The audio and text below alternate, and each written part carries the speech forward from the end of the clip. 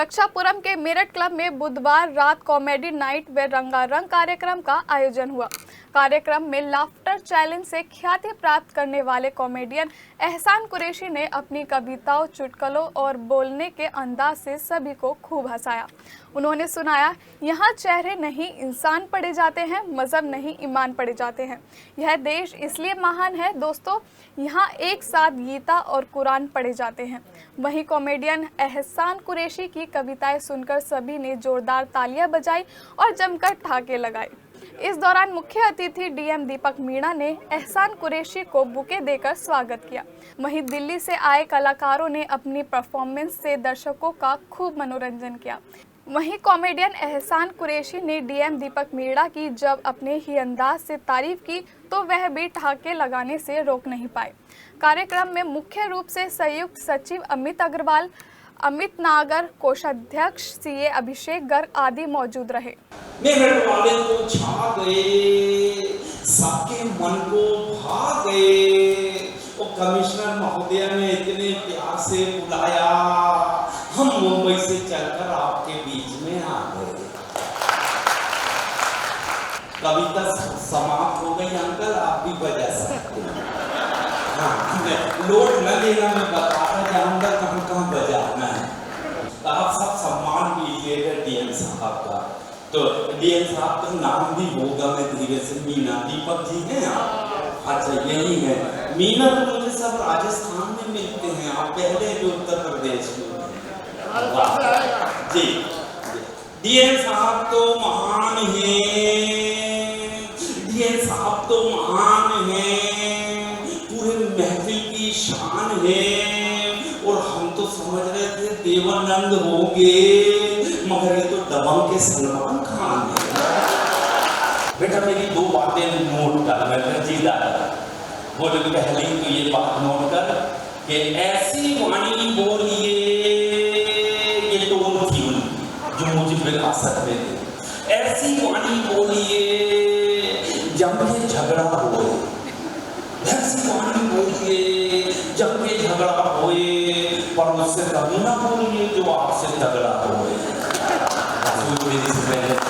पागे लेना छोड़ दिया। और मैं कहा दादा दूसरी बात, बोले बेटा दूसरी बात, दो लोगों से पंगा जीवन में मत लेना। मैं कहा कौन कौन? बोले एक तो भगवान और दूसरे डॉक्टर। मैं कहा क्यों दादा? बोले बेटा भगवान नाराज होते हैं तो डॉक्टर के पास भेज देते हैं। हाँ, और डॉक्टर नाराज होते हैं तो आपका गोल्ड देख के बहुत अच्छा, बाकी लेने के बाद इतना बड़ा गोल्ड से आप क्या हो जी। दीदी अच्छा लग रहा है आपका हंसता हुआ देख के, इतना अच्छा लग रहा है कि ऐसा लग रहा है मेरठ का राशन कार्ड बना है। आपके कांग्रेस में है कोई कमरा हो तो बताना, हम रहेंगे दिल्ली में। इतनी सी बात हवाओं को बताए रखना, इतनी सी बात हवाओं को बताए रखना, रोशनी होगी चिरागों को जलाए रखना।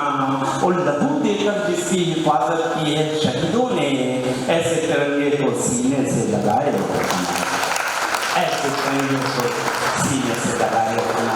विनेश फोगाट सबसे ज्यादा मजबूत और सबसे ज्यादा बोल्ड है। विनेश फोगाट सबसे ज्यादा मजबूत और सबसे ज्यादा बोल्ड है। अरे हमें बोल्ड की कोई जरूरत नहीं, हमारी बेटी तो खुद बोल्ड है। हमारी बेटी तो खुद बोल्ड है। ये जब बच्चे बड़े होते हैं ना तो ये माँ के सारे एहसान भूल जाते हैं। अमेरिका जाते हैं, अफ्रीका पैसा कमाना, और बूढ़ी माँ को घर छोड़ देते हैं नौकरों के भरोसे। और नौकर एक दिन शहद मिला के खिलाता है, घर लूट के चला जाता है। बहुत सारे बदतमीज नौकर तो उसका गला ले देते बुढ़िया को अकेले देखकर। चाइना में एक मिल गया, सर सैलरी में कहाँ से हो? बैंगलोर। क्या करते हो? बोले इंजीनियर हूँ, ये मेरी मिसेज, हम दोनों इंजीनियर हैं। और मैं कहा मम्मी बैंगलोर में, उसको नहीं लगा। बोले उसके घुटने में दर्द है ना, उससे चलते नहीं बनता। बेटा मैं कहा बचपन में आपसे भी चलते नहीं बनता था, माँ तुमको गोद में लेके चलती थी। इंडिया में जाना असम में देखना, चाय की पत्ती के बगान में जब मजदूरी के लिए जाती तो पीठ में बच्चा बांध के जाती है। अगर तू अपनी पीठ में आज माँ को लेके एयरपोर्ट चलता, पूरा एयरपोर्ट तेरे लिए ताली बजाता। उसकी दुआ कभी खाली नहीं जाती, बद्दुआ उसकी कभी टाली नहीं जाती। उसकी दुआ कभी टाली नहीं जाती, बद्दुआ उसकी दुआ कभी खाली नहीं जाती, बद्दुआ उसकी कभी टाली नहीं जाती। एक माँ 4 बच्चों को पाल लेती है, 4 बच्चों से एक माँ पाली नहीं जाती। 4 बच्चों से एक माँ का सम्मान करना, माँ के नाम पर इस कार्यक्रम को यहाँ मैं समाप्त करता हूँ। और जाते जाते डीएम साहब, देश के सैनिकों को मैं सलाम करना चाहता हूँ। एक जान मिलती है वो भी देश के नाम पे शहीद कर देते हैं। मैं इस मंच से दुआ करता हूँ कि 7 पीढ़ियों तक सर इन शहीदों के बच्चों को पैर में कांटा भी न लगे, जिन्होंने हमारे लिए अपनी जान निछावर की। ताली बजाकर आप उनका सम्मान करें। और ये अंतिम चाहताई कि सरे मैदान बहादुरी की निशानी दे दी, खून से लिखी अपनी कहानी दे दी। मादर हिंद ने जब मांगी दूध की कीमत, मादर हिंद के बेटों ने जवानी दे दी।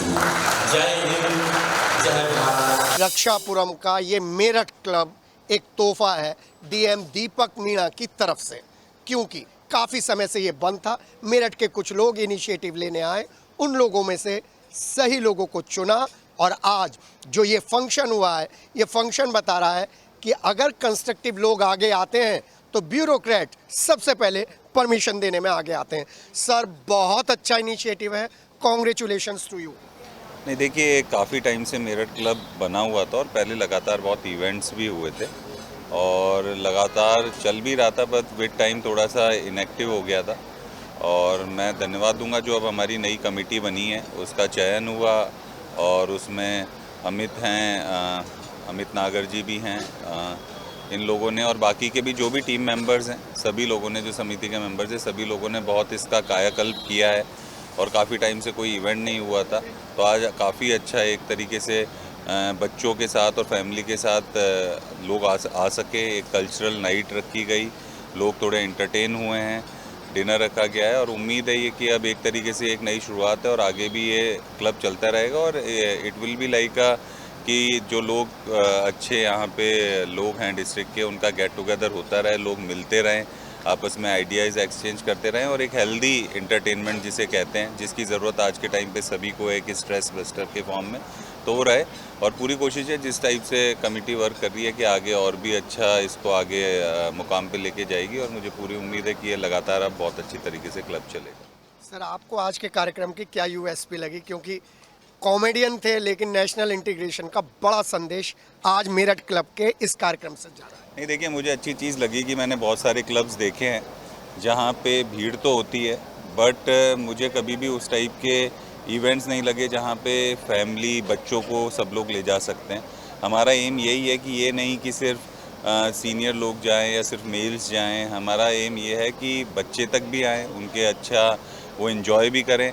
यहाँ पे स्पोर्ट्स फैसिलिटीज़ भी जो डेवलप होंगी तो बच्चे जो आसपास के हैं और जो भी क्लब के हमारे मेंबर्स हैं वो लोग भी उसको अवेल करें। तो इट्स लाइक कि मतलब ये क्लब पूरी फैमिली के लिए है, ना कि बड़े या छोटे या सिर्फ मेल्स के लिए नहीं है।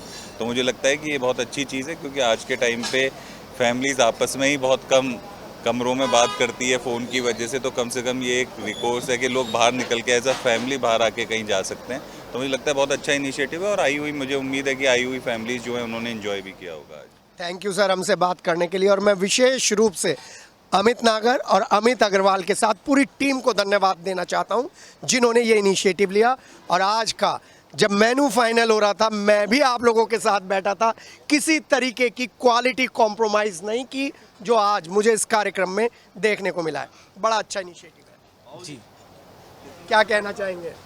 देखिए, ये मेरठ क्लब का प्रभार मुझे कमिश्नर मैम के द्वारा और डीएम सर के द्वारा आज से 4 माह पूर्व दिया गया और हम लोगों ने जितना भी अच्छा से अच्छा मेहनत करके हम लोगों को जोड़ने का प्रयास कर सकते थे, हमने प्रयास किया। हमने ना ही सिर्फ क्लब के इंफ्रास्ट्रक्चर पर ध्यान दिया, अभी तो हमने ये भी सोचा कि यहाँ के मेंबरों को हम निजी रूप से फ़ोन करके यहाँ पर बुलाएं, क्योंकि क्लब की महत्ता उसके सदस्य है। यदि सदस्य आएगा तभी कार्यक्रम के अंदर गिरेस आता है।